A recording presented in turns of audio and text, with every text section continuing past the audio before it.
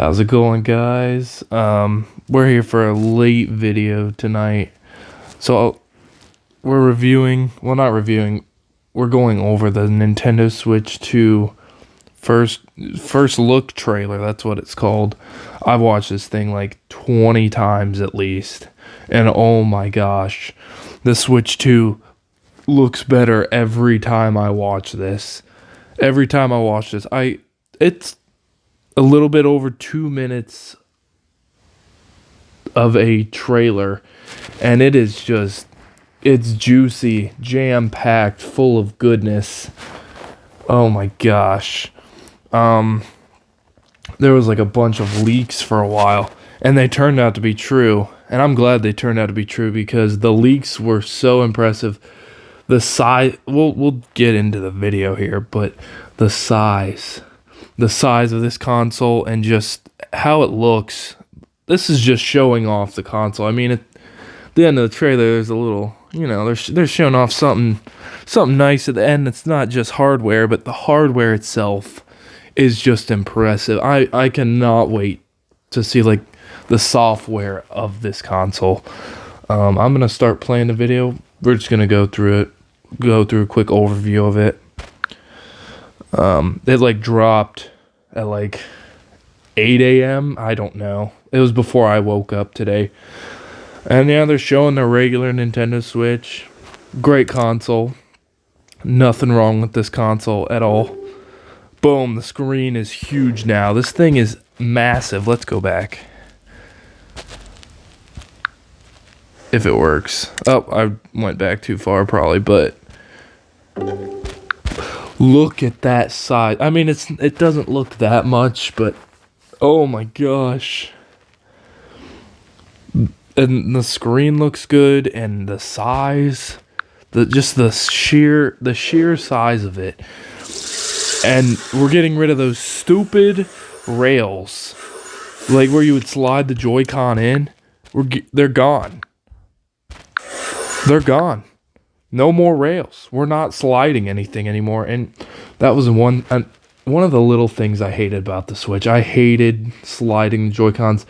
And I don't know if anyone else has noticed this, but over time, the paint would like chip off the rails and the Joy-Con. It would, there'd be like black paint smeared onto the Joy-Cons. It just wasn't a good look. I didn't like it.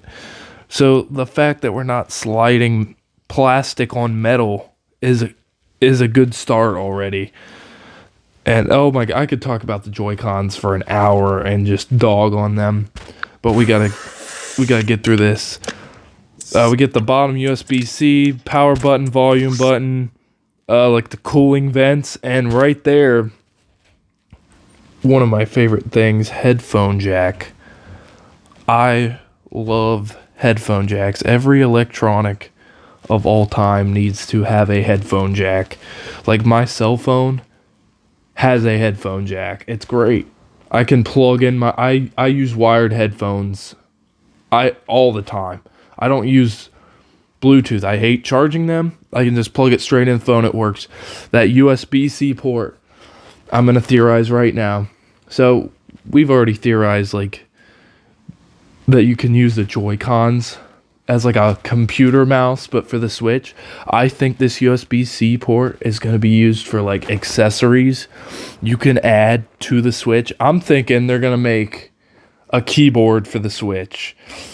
I know that might sound crazy, but they're going to make a keyboard for the Switch. I'm telling you, I'm predicting it. I might not be right, but I hope I am. Because that port up there, if it's not for charging a phone, or not for charging, well, I mean, it probably could charge a phone. If it's not for charging your Switch or something else, or plugging in like a different kind of headphones, it's got to be for accessories. I mean, why would they put a USB-C port on the top of this console? All right, let's continue here. And you got the beautiful kickstand. It looks, I mean, it's in a U shape now, but it has like the same technology as the OLED voice crack right there. Oh my gosh. It's got like the same kickstand like technology. I think that's what it looks like as the OLED Switch, which is great. I currently play my OLED Switch regularly. I love that thing. It is, the kickstand is great. I love tabletop mode. I hope this is sturdy. If they made it out of metal, which is something they definitely should be putting more on this console. I would just love if they just put more metal on the. I mean, I know it's. I will pay extra money for a console with more metal and more framing and just a sturdier body over cheap plastic, man. Because we all know the original Switch kickstand. That thing is cheap garbage plastic. No one likes that thing. But this looks pretty sturdy. And just like the OLED, it bends back really far. And now we look at the Joy-Cons. Oh my gosh. Look how sleek, and they're bigger. Got a button under the home button. We have no clue. I think it was like theorized as like voice chat, but it doesn't even have a C on it anymore, so we don't even know what it is. I think these joysticks might be a little bit different or bigger. And I'll go over like a difference I've noticed between these joysticks on these Joy-Cons than the original. But it looks sleek. The buttons, everything looks bigger. It's probably gonna fit better in people's hands, which is good. And right here is what I was talking about, that little red piece under the joystick. There has been problems with Joy-Con drift over the years. I've never really had problems with it that much. But like, I think debris would get stuck under the joystick and like cause the controller to move itself. And so I think that little piece under, I may be wrong, this might just sound crazy, but I think that little piece under that joystick, that little red piece, and the other one has a blue piece under it, I think that's gonna like keep a lot of the debris out. And right here we have the new rail, which I assume is going to be made out of metal because, I mean, they're going to use magnets to attach the Joy-Cons. So metal with metal, that makes a lot more sense. It better be made of metal because I'm not dealing with more cheap plastic Joy-Cons that are $80.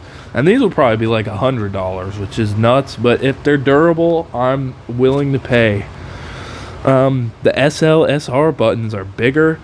At the top, I think there's like a release Joy-Con pin, which if it's made of metal or it's like more sturdier than the original Joy-Cons, I'm fine with that. You got that little slot where it like tells you that your Joy-Con's attached to the console. Got the power and sync button, pair button, and then we got that there's a little square over there, square with like a hole in it. That's got to be the mouse feature, or that's what it's been theorized to be, is like be usable as a mouse. And then we got, I think there's like, it looks like a button at the bottom, like on the rail, but I don't know if that's a button. I think it's more of like padding or something, just so it doesn't scratch up against the console. I don't know.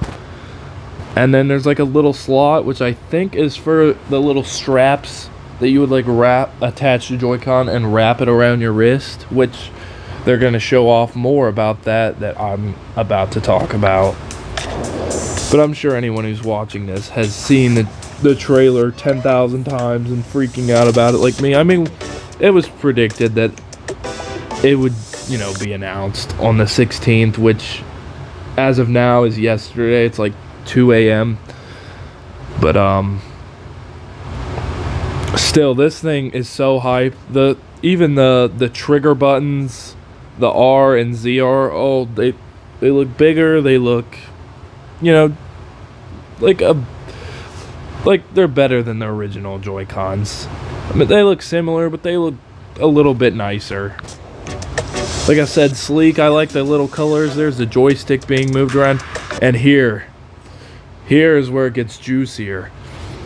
They put the Joy-Cons in, like the little strap holders, and they move them around the ground.